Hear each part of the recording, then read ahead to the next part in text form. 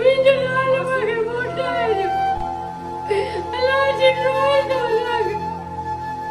भले रब जी मूंखे मुंहिंजो लाल मोटाए ॾियो।